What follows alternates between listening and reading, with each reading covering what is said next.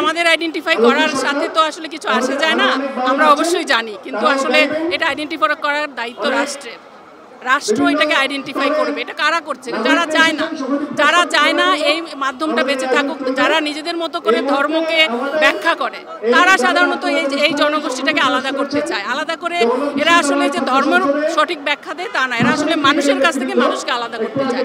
মূলত মানুষের মধ্যে যে সেতুটা, মানুষের মধ্যে যে যোগাযোগটা, সেটা আসলে তারা আলাদা করতে চায়। তারা একটা আলাদা করে নিজেদের মতো করে ধর্মকে ব্যাখ্যা করে। বাউলরা আসলে নিজেদেরকে ওরকমভাবে এক্সপোজ করে না, তারা নিজেদের মতো করে নিজেরা মানুষের সাথে কমিউনিটিতে, ওরা হয়তো ওই রকম মিডিয়ায় আসেন না, কিন্তু তারা সংখ্যাগরিষ্ঠ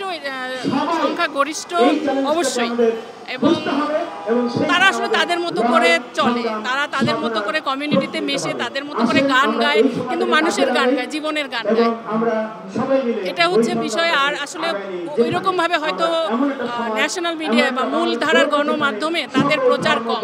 এই কারণে আসলে অনেক আমাদের দেশে এটা আসলে আদি একটা ধারা, তো আমরা সবসময় দেখে আসছি এই সংখ্যাটা আমাদের দেশের গ্রাম বাংলা, অর্থাৎ আদি যে সংস্কৃতি, আমাদের যে ঐতিহ্যগত ধারা, সেখানে এই সংখ্যাটা অনেক দিন ধরে আছে। এটা আসলে ধর্ম, বর্ণ, লিঙ্গ, জাত পাত সবকিছুর ঊর্ধ্বে। এটা আসলে ঠিক ধর্মের মধ্যে একে সীমাবদ্ধ করা যাবে না, যার কারণে এটা আসলে সবার সাথেই আছে, যার কারণে এটা অবশ্যই সংখ্যাগরিষ্ঠ। খবরের কাগজ, নিখাদ, নির্ভীক, নিরপেক্ষ।